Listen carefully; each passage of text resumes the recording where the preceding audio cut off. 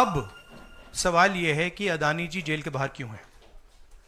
अगर कोई भी क्राइम करता है तो नरेंद्र मोदी का कहना है वो उसको अंदर कर देते हैं, और ये जो व्यक्ति हैं जिनको अमेरिकन एजेंसी ने कहा है कि इन्होंने क्राइम किया है, और अमेरिकन एजेंसी ने कहा है कि इन्होंने हिंदुस्तान में क्राइम किया है, ब्राइब्स दी हैं, पावर को महंगा बेचा है, ये सब वहां बोला जा रहा है, और प्रधानमंत्री यहां कुछ नहीं कर रहे हैं। और मैं आपको बताता हूं कुछ नहीं कर सकते। अगर वो करना भी चाहें वो नहीं कर सकते हैं, क्योंकि वो अदानी जी के कंट्रोल में है। ये मेरा मेन मैसेज देश को ये है, मैं जनता को कहना चाहता हूं, आप नोट कीजिए, स्कैम किया है 2000 करोड़ रुपए का, मगर मैं आपको गारंटी देके कह रहा हूं यह व्यक्ति ना अरेस्ट होगा, ना इस पे इन्वेस्टिगेशन होगा, क्योंकि प्रधानमंत्री इसके साथ जुड़े हुए हैं। नहीं, देखिए, हम इस मुद्दे को उठा रहे हैं, मेरी जिम्मेदारी है एज एलओपी इस मुद्दे को उठाना। प्रधानमंत्री जी 100% इस व्यक्ति की प्रोटेक्शन कर रहे हैं, और इस व्यक्ति ने हिंदुस्तान के एसेट्स लिए हैं, भ्रष्टाचार करके एसेट्स लिए हैं।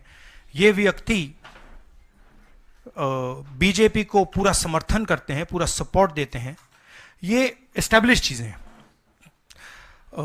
हम दोहराते जाएंगे, जेपीसी की मांग हमारी है, बट हम चाहते हैं कि अदानी जी को एकदम अरेस्ट किया जाए। और हम जानते हैं और हम देश को दिखाना चाहते हैं कि अदानी जी की अरेस्ट नहीं होगी, और इसलिए नहीं होगी क्योंकि हिंदुस्तान के प्रधानमंत्री अदानी जी के पीछे खड़े हुए हैं और उनके प्रोटेक्टर हैं। आप लोग, हिंदुस्तान के युवा, आप लोगों को रोजगार नहीं मिलता, महंगाई बढ़ती जाती है, छोटा सा कोई क्राइम करता है जेल चला जाता है,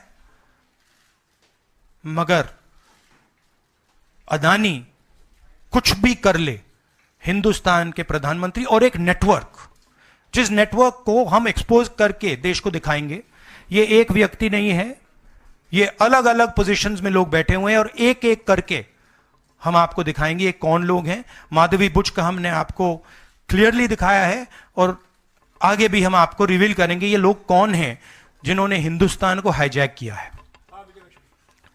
मैं नहीं कह रहा हूं, यूनाइटेड स्टेट्स में इन्वेस्टिगेशन हुआ है, एफबीआई ने इन्वेस्टिगेशन किया है, एफबीआई कह रही है। मैं पहले से रिपीट करता जा रहा हूं कि अदानी जी हिंदुस्तान में रोज भ्रष्टाचार कर रहे हैं, मगर ये अमेरिका की फेडरल ब्यूरो ऑफ इन्वेस्टिगेशन ने कहा है। तो क्या सर अब मैंने बॉयकॉट करेगा विपक्ष? मैंने कल 2-3 दिन पहले एक प्रेस कॉन्फ्रेंस में बिल्कुल साफ कहा है, जहां भी करप्शन है वहां पे इन्वेस्टिगेशन होनी चाहिए, मगर इन्वेस्टिगेशन अदानी जी से शुरू होगी, और जब तक अदानी जी अरेस्ट नहीं होंगे तब तक क्रेडिबल बात नहीं बनेगी। तो शुरुआत वहां से है, अदानी जी को अरेस्ट कीजिए, उनका इंटेरोगेशन कीजिए, और फिर जो भी इसमें इन्वॉल्व है पकड़िए, और एंड में मैं आपको बता रहा हूं नरेंद्र मोदी जी का नाम निकलेगा, क्योंकि बीजेपी की पूरी फंडिंग, पूरा फंडिंग स्ट्रक्चर इस व्यक्ति के हाथ में है। इसीलिए प्रधानमंत्री चाहे भी कुछ नहीं कर सकते हैं। एक प्रकार से अदानी जी ने हिंदुस्तान को हाईजैक कर लिया है, हिंदुस्तान अदानी जी के ग्रिप में है, इसलिए उनके हिंदुस्तान के एयरपोर्ट्स, पोर्ट्स, डिफेंस इंडस्ट्री, ये पार्टनरशिप है। एक तरफ नरेंद्र मोदी जी और एक तरफ अदानी जी, और मैं आपको यहां कह रहा हूं कि नरेंद्र मोदी जी अदानी को अरेस्ट नहीं कर सकते हैं। कैपेबिलिटी नहीं है हिंदुस्तान के प्रधानमंत्री की कि वो अदानी जी को अरेस्ट करें, क्योंकि जिस दिन उन्होंने अदानी जी को अरेस्ट किया उस दिन वो भी जाएंगे। हाँ संजीव, आपने कहा कि हम बहुत दिनों से ये अदानी जी का मुद्दा उठा रहे हैं, और आपने कहा कि कुछ हो नहीं रहा है, और मैं इसको हिंदी में दोहराना चाहता हूं, ये गलत है। बहुत कुछ हो रहा है। जो नरेंद्र मोदी जी की जो क्रेडिबिलिटी थी उसको हमने चूर चूर कर दिया है। पूरा देश जानता है कि नरेंद्र मोदी और अदानी जी एक हैं। पूरा देश जानता है कि इंडिया में अदानी जी सेफ हैं, और उसका कारण नरेंद्र मोदी है। और आप ये मत सोचिए कि हम इस बात को छोड़ देंगे।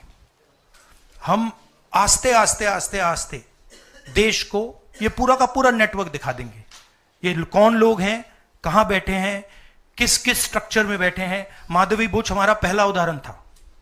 हमने दिखाया कि माधवी बुच ने अपना काम नहीं किया, उसका कारण था, उसका कारण भ्रष्टाचार था, उसका कारण कॉन्फ्लिक्ट ऑफ इंटरेस्ट था। हमने दिखाया, उनको हटाया नहीं गया है। बट देश जानता है और हिंदुस्तान का हर रिटेल इन्वेस्टर जानता है कि Madhavi Buch is corrupt and Madhavi Buch is protecting mister Adani. Rahul ji, ये इन्वेस्टिगेशन पुरानी इन्वेस्टिगेशन है और ये सिर्फ एक एस्पेक्ट है अदानी जी का। अदानी जी सिर्फ पावर प्रोजेक्ट्स में नहीं है।